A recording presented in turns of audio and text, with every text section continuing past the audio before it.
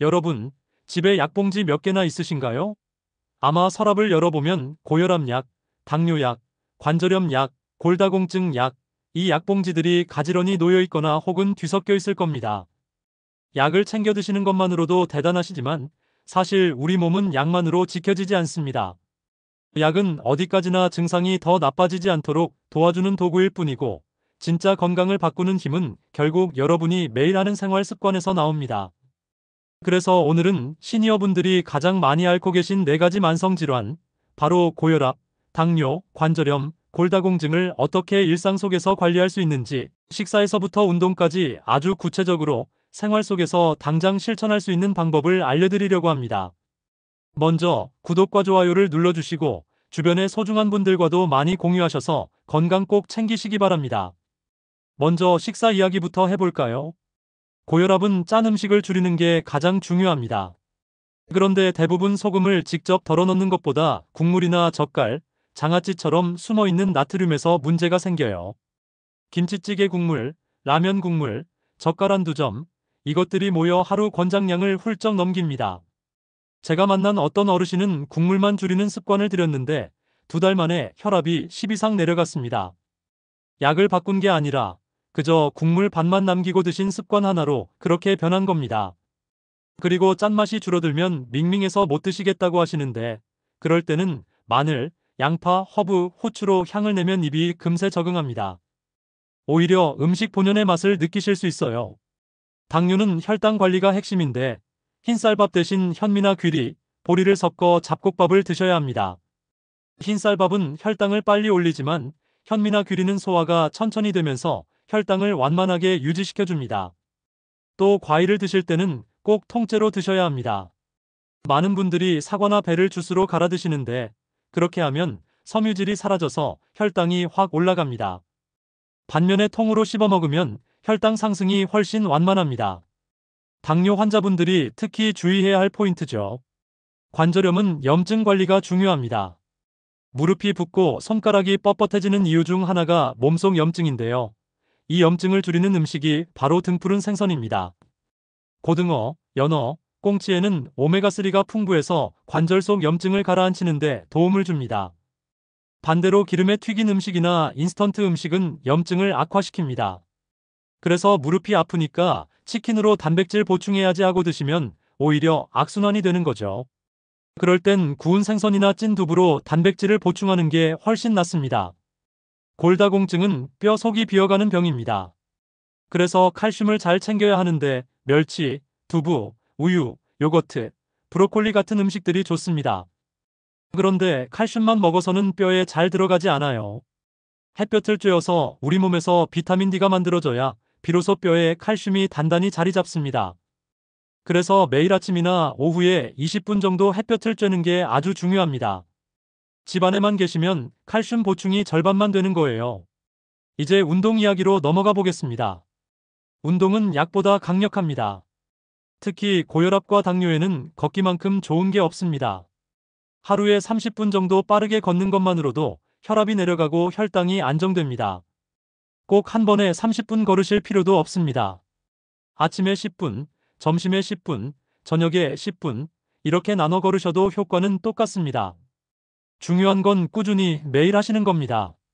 관절염이 있다고 해서 무릎이 아프니까 운동을 쉬어야지 하고 가만히 계시면 오히려 더 나빠집니다. 근육이 약해지면 관절에 가는 부담이 커져서 통증이 심해지고 점점 더 움직이기 힘들어집니다. 그래서 무릎에 무리가 가지 않는 운동을 선택해야 합니다. 수영, 실내 자전거, 가벼운 근력 운동이 좋아요.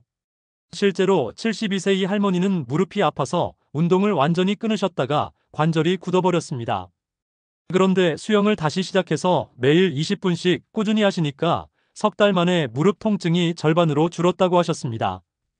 운동을 멈추니까 더 아팠고 다시 시작하니 덜 아프더라는 말씀이 참 인상 깊었습니다. 골다공증에는 뼈가 단단해지려면 충격이 필요합니다.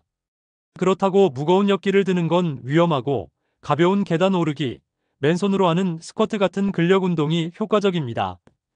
뼈는 쓰지 않으면 금방 약해집니다.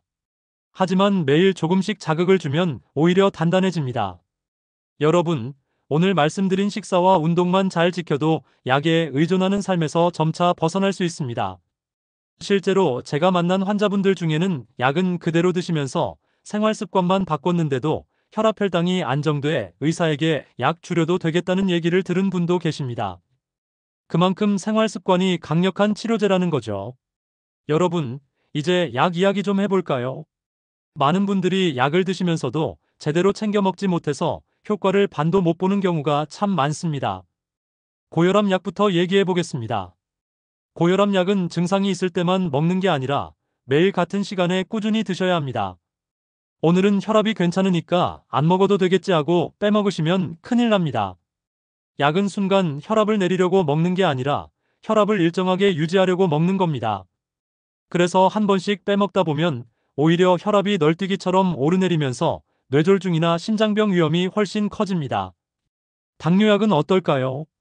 당뇨약은 약마다 복용 시간이 조금씩 다릅니다. 어떤 약은 식사 직전에, 어떤 약은 식사 직후에 먹어야 합니다. 그래서 의사가 설명해 줄 때 꼭 메모하시고 헷갈릴 때는 약 봉투를 확인하셔야 합니다. 당뇨약을 자주 빼먹으면 혈당이 급격히 오르내리고 그 결과 눈이나 신장 같은 장기의 합병증이 빨리 찾아올 수 있습니다. 어떤 분은 내 혈당은 그럭저럭 괜찮으니까 하루쯤은 괜찮겠지 하다가 큰 고생을 하시기도 합니다. 관절염 약도 빼놓을 수 없죠.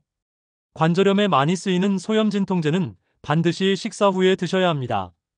공복에 드시면 위가 쓰리거나 심하면 위출혈까지 생길 수 있어요. 그리고 이 약들은 오래 먹을수록 간이나 신장에 부담이 될 수 있기 때문에 정기적으로 병원에 가서 피검사를 하면서 조절해야 합니다.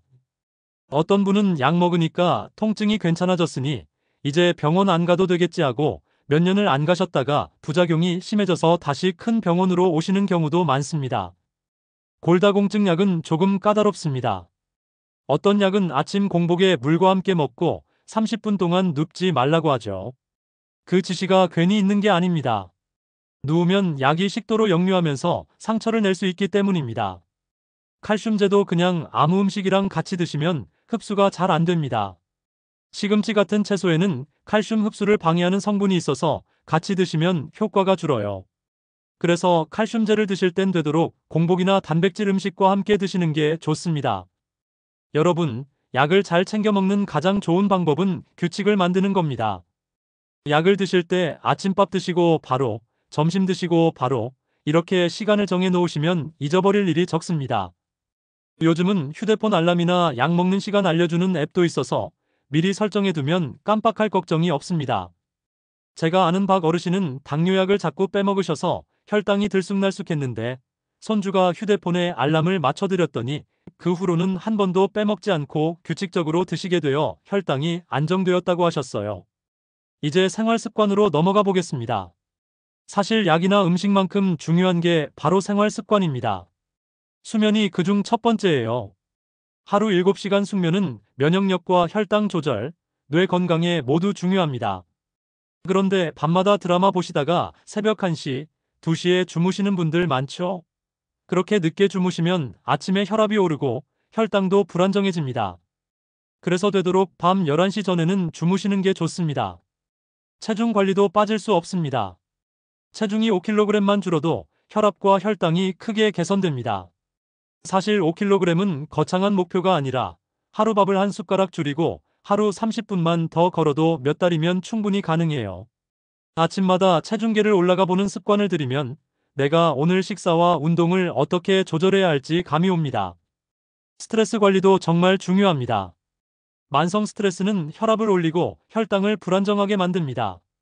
화나는 일이 생기거나 마음이 답답할 때 그냥 참고만 계시면 몸속에서는 이미 호르몬이 난리법석을 치고 있는 거예요. 그럴 땐 깊게 호흡을 하고 잠깐 산책을 하거나 좋아하는 음악을 들으면서 마음을 다스리는 게 건강에 훨씬 도움이 됩니다. 골다공증에는 햇볕이 최고의 약입니다. 하루에 20분 정도 햇볕을 쬐면 비타민 D가 합성돼서 뼈 건강이 크게 좋아집니다. 집에만 계시지 말고 아침이나 오후에 햇살 좋은 시간에 산책을 하면서 햇볕을 쬐세요. 그리고 제일 중요한 게 담배와 술입니다. 담배는 혈관을 좁히고 딱딱하게 만들어 뇌졸중과 심장병 위험을 확 높입니다. 술도 하루 한두 잔쯤은 괜찮겠지 하고 마시다 보면 혈압, 혈당, 간 건강 모두에 문제가 생깁니다. 술을 완전히 끊기가 힘들다면 우선 양을 줄이고 일주일에 술 없는 날을 꼭 만들어 보세요. 제가 아는 윤 할아버지는 드라마를 보느라 새벽 늦게 주무셨는데 아침마다 혈압이 높았어요. 그런데 생활 습관을 바꿔 저녁 11시 전에 주무시고 낮에는 햇볕을 쬐며 산책을 하셨습니다. 2달 만에 혈압이 정상 범위로 내려와서 본인도 놀라셨고 가족들도 좋아했죠. 여러분, 결국 약은 단기 처방일 뿐이고 생활 습관이 평생 치료제입니다. 작은 습관 하나하나가 여러분의 혈압을, 혈당을, 뼈와 관절을, 그리고 삶의 질을 바꿉니다.